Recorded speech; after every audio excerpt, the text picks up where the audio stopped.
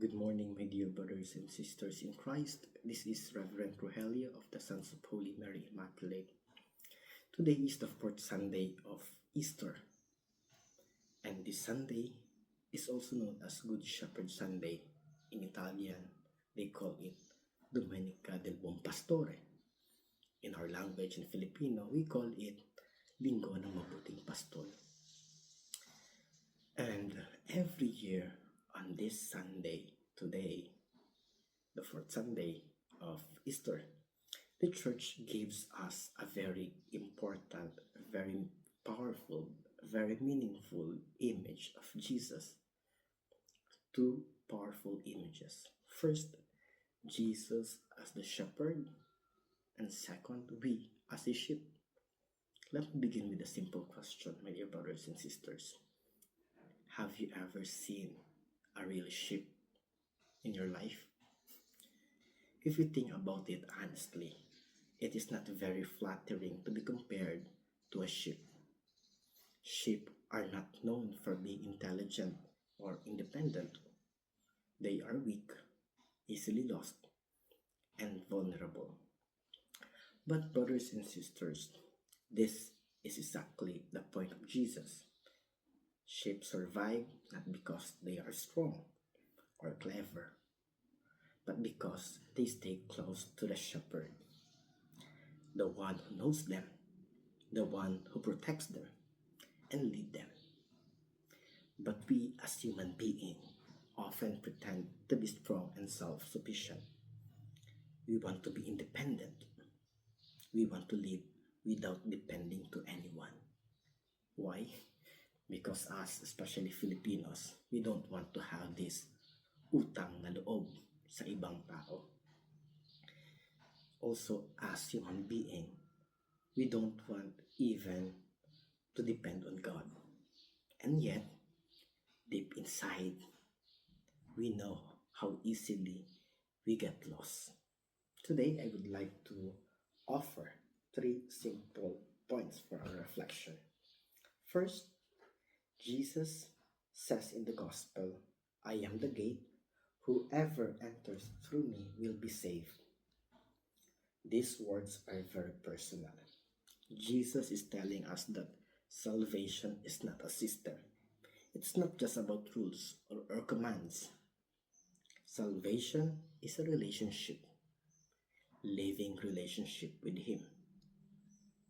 Brothers and sisters, in the first reading, we heard that Peter proclaimed that God has made Jesus both Lord and Christ, the very Jesus whom they crucified.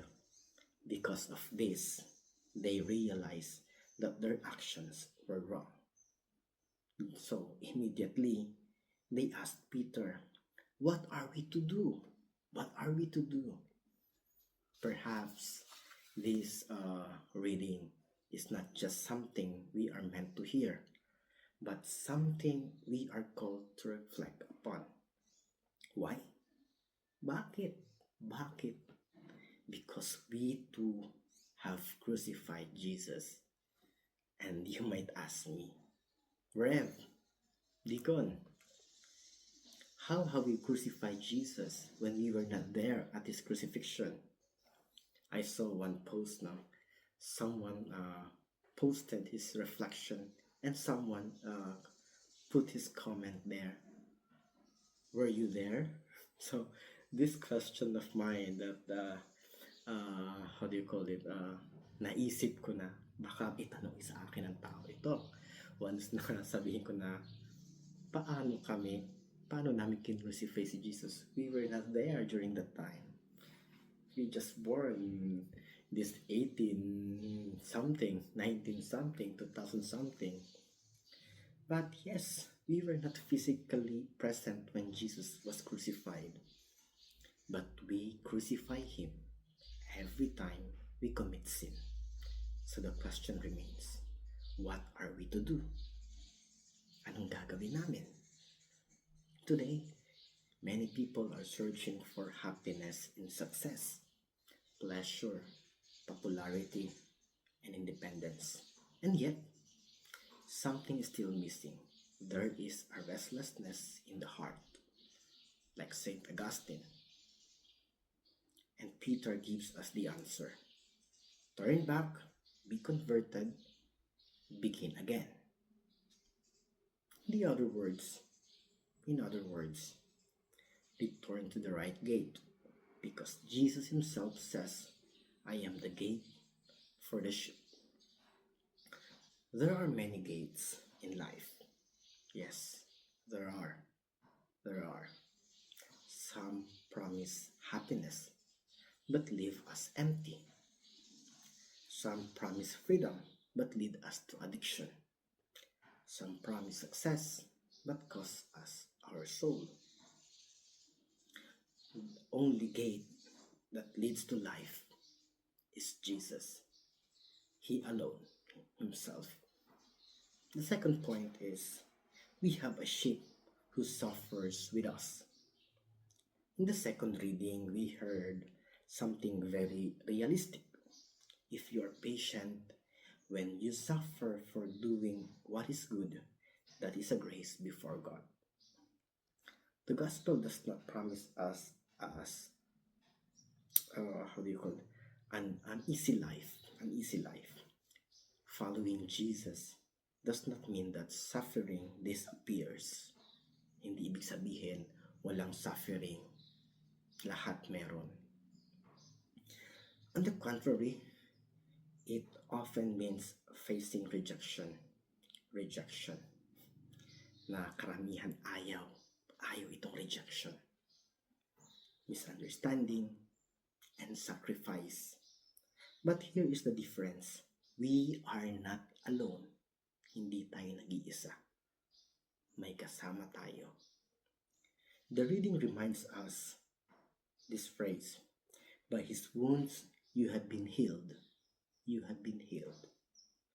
Jesus himself suffered for us. He suffered for us. Yes. He was rejected, insulted, and crucified. Yet, he responded with love. This is the heart of the Good Shepherd.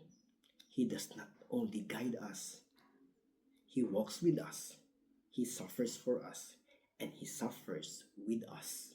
Kasama natin. There are people who will raise this question. If God is my shepherd, why is life still hard? Why? Bakit? Bakit nga ba? Bakit nga ba mahirap pa rin ang buhay? Perhaps we also ask God the same question. Even we who are religious. But the answer of the gospel today is not that suffering disappears. It is what we are no longer. It is that we are no longer alone in it. Hindi na tayo nag-iisa. Kasama natin ang Diyos. Kasama natin si Jesus. Do not forget that Jesus has already experienced rejection, pain, and sacrifice.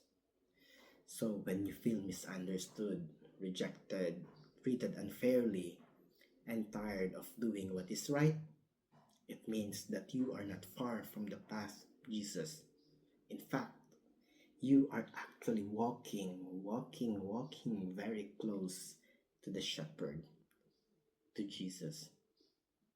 And third, recognizing the true voice. Jesus says, the sheep hears his voice. The sheep hear his voice. They will not follow a stranger. Today, there are many voices competing for our attention. There is the voice of fear saying, oh, protect yourself first. Don't care about others. The second may be the voice of ego saying, put yourself above anyone else. Never mind others. And third, the voice of the world saying, do whatever feels good. But the voice of the Good Shepherd is different. His voice always leads to relationship. As what I have said in the beginning, salvation is not about rules, it's not about commandments. Salvation is a relationship.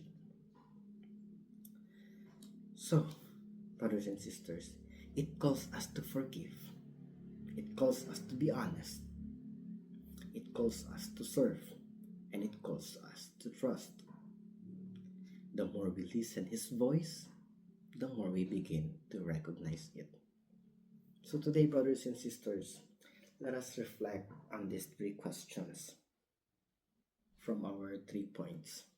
First, do we really know which gate we are going to enter? Since today is also a Vocation Sunday, at least here in Indonesia, in Maumere, so I'm going to put a question for the younger people. The younger people like me, since you know that today is Good Shepherd Sunday, Jesus is our shepherd.